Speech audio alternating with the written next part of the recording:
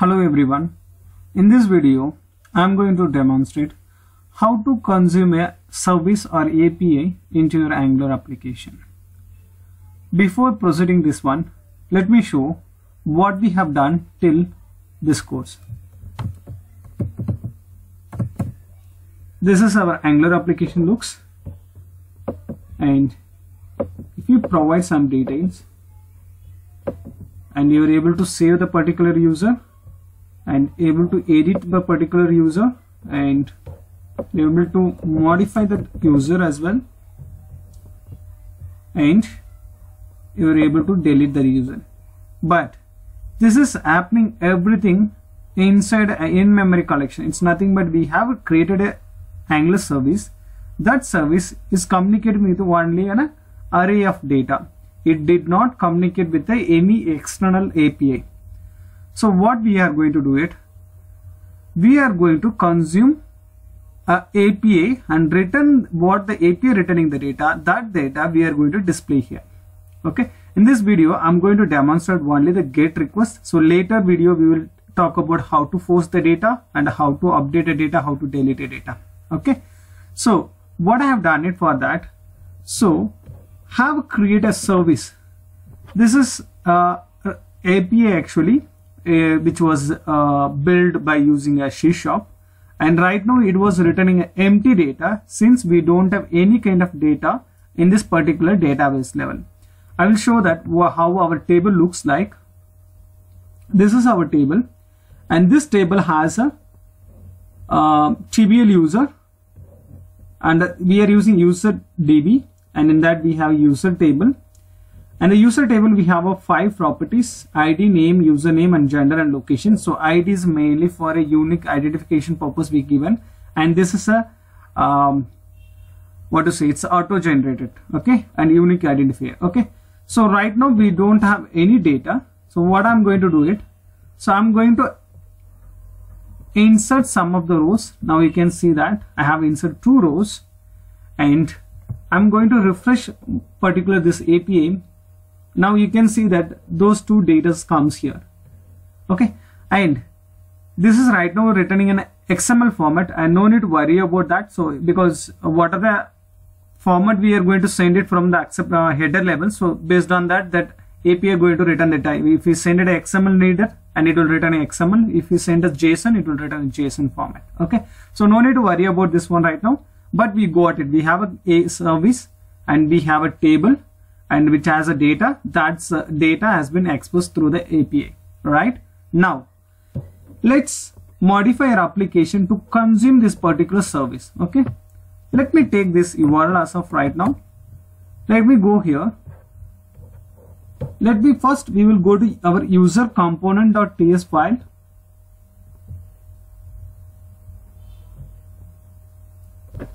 Okay. So if you look at here, when the page loads, we are calling a get user method. In this get user method, we are calling a user service.get user. This is our service method, right? So let's go to this service method. And right now what we are doing it, we are just returning the user list, that is type of the user model, right? So what we can do it, so first what we can do it, let's go to our user model. Right now we have a name, username, gender, location, everything. Let me add one more property as ID. ID, and type will be an integer. Oh, sorry. Here we should give us it's a TypeScript, right? We should give us a number. Okay. Now we modified our class. First thing. Later, let's go to our service first. In the service, we have a user list, that is a type of user model array, and that we are returning as of now. First thing, when you want to consume any kind of API or service into your Angular applications, first thing we should do it, we have to go to our model. We supposed to link a HTTP client module in our app module. So to do that, so let's type as HTTP client module. Okay, control dot or you can click on this particular symbol, it will import it. Okay, so this will comes from the Angular at Angular common.htp. that is a package. In that we are taking as HTTP client module. Okay, so now we have imported the HTTP client module and comes to our user service. If you want to communicate with any kind of API, first what we are doing, we have to create a constructor. In this constructor, what we are doing, I'm creating one type of variable, or we can say it, and that is a type of HTTP client. Okay, these two things we should do it. First thing is we should import HTTP client module in the app.module.ts file. Later, which service or which component you want to directly communicate with a particular API. So for that place you should use HTTP client. This client will have that. This will help us to communicate with our external API. Okay, let's first create a constructor and this HTTP and type of the HTTP client. Right now I'm going to access this property first. How I'm going to do it now, instead of get user as of now, let me comment it. What I'm going to do, this dot HTTP dot this property get, we have a get method. In this method, if you look it right, IntelliSense, first parameter expecting a yes URL. So it's nothing but if you want to consume any API, what is URL of that API? Just provide the API. After that, it has options. So you can mention what kind of header property you want, what kind of params you want. That we will look into that in the coming video session when you post it or delete, update, right? That time you will get it. Now we will look into the only URL. So what is a URL as of now? And this is our URL. Let's copy it and paste here. Okay, now we done it. Now this particular user service, what is going to do? It's going to return a user data. So I know what kind of data is going to commit from particular user, right? So if you are aware of that, you can say that this one, it's going to come as a user model. Okay, and this will not come as a one single user, it will going to come as a multiple user, right? Just put an array. Okay, so now we got it, so it's going to do it. Before that, what we are do, I'm going to return this one totally.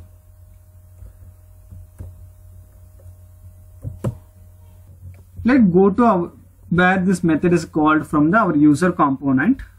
Let's modify in our component.ts file. Here, this is a place it comes, and right now it's an observable because we are calling HTTP. That is a type of observable. Okay, so how we have to get that value? So main thing we should think about it. Until you call a subscribe, it will not call a API at all. Okay, it will not call a API at all. So you should remember that this point. You should subscribe it. So I'm giving a subscribe. This subscribe, we can use an anonymous function. So what I'm going to, it's going to come as a data. Okay, this data, let's make it properly first. Okay,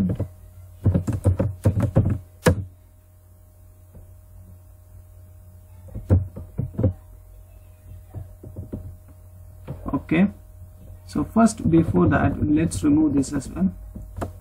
What I've done it, so we got a get user and I subscribed. This is going to return a data. Okay, that data, it's going a type of user model. You can mention the type, otherwise we can mention the data. And what I'm going to, this dot users equal to what is the return data, just assign it. Okay, now what we have done it, we have consumed a service and it's going to return a data. It's going to return a data. It's a type of user array, and that data it comes and we are just assigning to our user component users. Okay, now Let's go and see it our Angular application first.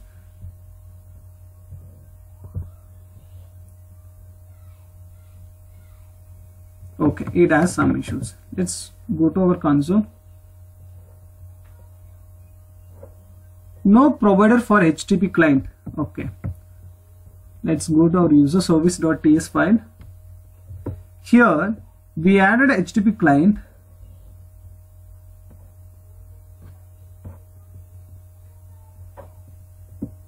And we have added HTTP client module as well. Let's see it one more time.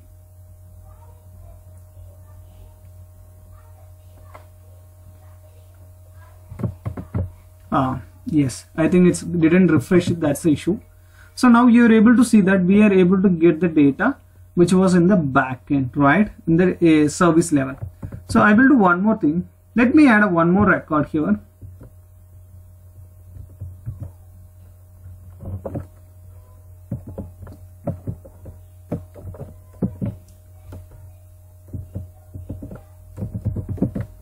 Okay.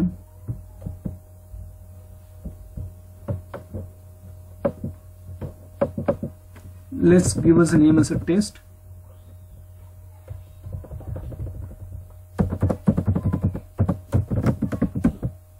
Okay, so let's execute only this particular data.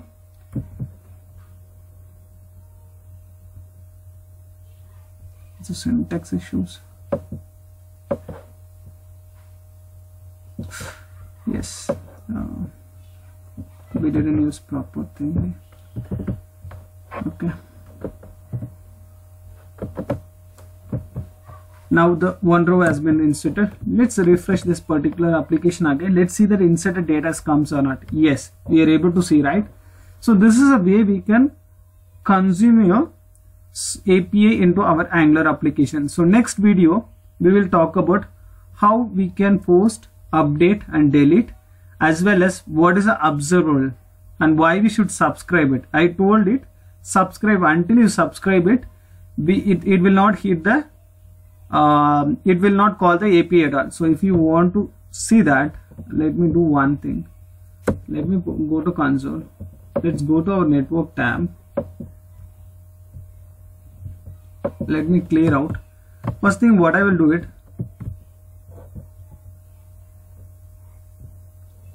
let's go to our user component TS file. So right now I'm not going to subscribe it. I'm commenting it.